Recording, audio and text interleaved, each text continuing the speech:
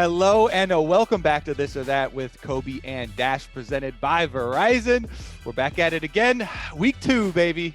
Week 2 lock-in was incredible in week 1. And before we get into the slides today, Kobe, a little bit of business to take care of. The new home for This or That and all of your LCS content, youtube.com/LCS. Go there now, hit that subscribe button so that you can catch us and all the sweet LCS action all year long. But Kobe, I think we have 8 more slides ahead of us today. Probably all about the action that we've seen recently in the LCS. Let's get into it with slide number 1. So. Let's get to it. More important EG's first week. Impact for me, for sure. I don't even have to keep reading. I like that could be the whole sentence right there. Jiizuke was great. I really try to give him a lot of props during the game because last split, of course, he was really up and down. They would win some games really big because of him, but also lost some games really big because of him. But my goodness, Impact Renekton, they are one and the same, and that got him a lot of dubs. I'm with you. Actually, before we started recording, I said I was going to go with this, no matter what slide 1 said. I'm lucky that I agree with that. That Impact is 100% the reason why they've been doing so well in week 1. His consistency is key. Flanks are amazing. Renekton play on point. All right, next one. Ooh, bigger rookie premiere. Iconic or Niles? For me, Iconic. And maybe a little bit of jungler bias, but I thought he was playing way better. Like the Talia game for sure, even though they ended up losing it, he was smurfing. Their first game, absolutely smashing. Niles was also good in some of the games, but the last one, the Camille one, dropped him down a little bit for me versus Iconic because the Camille hook shots a lot later in the game.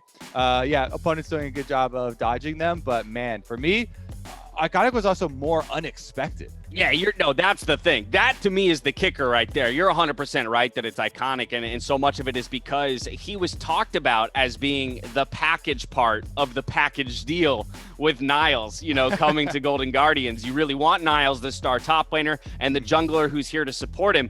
But in fact, on the Rift, it's almost in some ways seemed the other way, with Iconic leading the charge for Golden Guardians in their first week of play. He's impressed me without a doubt. Yeah, this whole team actually was so exciting. Everybody put them 10th place.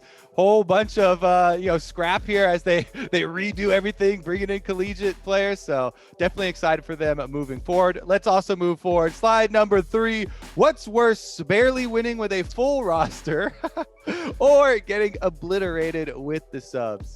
Honestly, this is tough because I still think winning is better. It's one of those things where it's like I realize that you might not even be winning in the way that you want to be, and it might not look how you want it to be, but losing is demoralizing. And regardless of whether or not you can pawn it off on the idea that we're not playing with our full roster and blah, blah, blah, still some of these pieces are going to be the pieces you're using in the regular season. And so I definitely think it feels worse, for sure, to still get obliterated, I think, than it does to win, even if it's not pretty. To me, looking at this one, I was like, just the phrasing, getting obliterated. I don't think there's any way to turn that into a positive. There's no way you could get obliterated to be like, yeah, I'll take that one. Honestly, too, I'm just going to end this slide with a quote because, James, it doesn't matter if you win by an inch or a mile. Winning is winning. Winning is winning, baby. Get them dubs. Next slide. Right, what's number 4? Slide. What do we got? Which is Samira? Is she cash or trash? All right, freak. You made it onto our show. Congratulations. He made it onto the dive, too. We've done cash or trash on literally every single piece of... We're going to run that joke into the ground so fast. Okay. I'm gonna go cash from the perspective of her upside. Right, so if I'm looking at when I'm identifying a champion's value, I'm looking at what they can be with proper support, right? And so I think that's what I look at when I look at Samira. And if the team comp built around her, it supports what she wants to do, the AD carry is competent in piloting her, and then they can actually sort of get through the lane phase, then she's cash money all the way. Don't blame the champion, blame the player. Honestly, Samira is also a mercenary, so Cash works out really well here. Perfect. That's a no-brainer for me too, Cash. The secret is to having CC on your team and avoiding enemy CC. Samira's Cash, the player could be trash. That's really what it comes down to. All right, more impressed with in their first week of play, Kobe, Golden Guardians or Dignitas? Ooh, both of them I was impressed with relative to the bar that I had set coming into this tournament. Yeah. For me, I still give a slight edge to Golden Guardians, despite I think Dignitas looking stronger overall. It's definitely minute, but man, I can't get over the fact that the Golden Guardians just came in with me included, everyone ranking them 10th place. First game, get the win, and then they have a really close one where they almost are able to get it, throw some Barons against TSM. Meanwhile, on the side for Dig, very similar story, underestimated, I think. Dardoch performed really well all 3 games despite their losses, but I'm going to stick with GG. This is such a tough one for me because I'm looking at Dignitas, and the surprise there was the solo laners, Fake God and Soligo, especially in that first game out. Where they definitely impressed.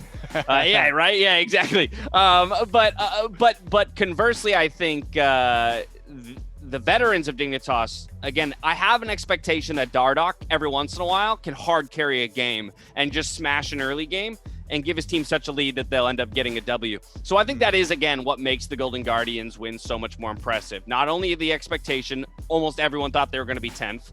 So by virtue of that, I think it's more impressive. And then 2, because it's collegiate players jumping to LCS, skipping an entire tier of competition in terms of what we generally think of as the hierarchy. And to make a statement like that, I think it's going to make people rethink where they're searching for talent and where they're scouting talent. And I think if you're kind of changing the landscape of the league, that it speaks to people being more impressed with your performance. All right, next slide. What do we got? Number 6, best bottom lane after week 1. This is a hot topic. Debate. I love this debate. It really is, because CoreJJ and Tactical, first 2 games, they kill their opponents in lane pre-3 minutes. Both of them, getting these all-ins. And partially at the hands here, 100 Thieves suffered one of those early lane deaths. But then they bounce right back, team coordination, they call over jungler. Meanwhile, Sven is over there in the interview afterwards, the Cloud9 side, talking about, what's everyone talking about Team Liquid 100 Thieves bottom lanes? You forgot about us? Exactly. And that was right after a game where they 2v2 killed their opponents twice in lane. And so again, when we talk about lane dominance, I think Sven Volkan definitely have to be in the conversation. So honestly, actually, after week 1, toughest slide. It is the toughest slide. After week 1, I think I am going to go with Sven and Volkan. I think I'm going to go with them being the best performing bot lane because I think, again, they show consistency when they need to be consistent and then still have the pop-off potential. If you're asking me ceiling, and forward-looking, then I'm looking at these other 2 bot lanes as having more room to grow. But I think right now, the Cloud9 bot lane. I am going Team Liquid because, yes, the first 2, the examples I talked about, but I think the part where then they got dove, 100 Thieves calling jungler over, I'm not sure what went on with the communication on their side, but Teal could have tried to cover that as well, call Armeo down. And so I don't know, Tactical or CoreJJ, I really got to put them up there. CoreJJ to me is still performing at that MVP level, and Tactical is the hottest new rookie that we had last split. So I think that's fair. I think those are the top 2. I just want to, just for the sake of it, raise one other bot lane that I'm very curious about whether or not they'll enter this conversation, which is the TSM bot lane. Sword Art, another support who's expected to do a lot of what CoreJJ can do next to a very young, 80 carry. They got a ways to go as the weeks go on. Yeah. They're not here yet. Plant the seeds. Yeah, let's plant those seeds, baby. 7th slide.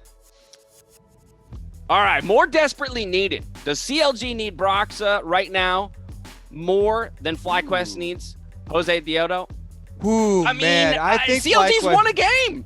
I think FlyQuest really needs Josedeodo. And here's where I hammer my answer home. CLG doesn't desperately need Broxah right now because they already got eliminated from the tournament in group stage. So they're out.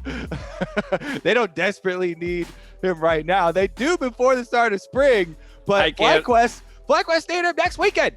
Yeah, right now, let's go. I was going to try it. I was going to try and come up with devil's advocate, and I can't after that. CLG's out, boys. They got 2 week vacation. Won a game, but yeah, no, it's 100% Josedeodo. I'm excited for him to show up and to see what he changes for that team. Still winless in the lock-in tournament, but with 2 games to play on Friday. They're the one team that plays twice, so we'll see if they can get it done. All right, I think that was actually the last slide. No, it kidding. wasn't. I was counting correctly. I lost faith.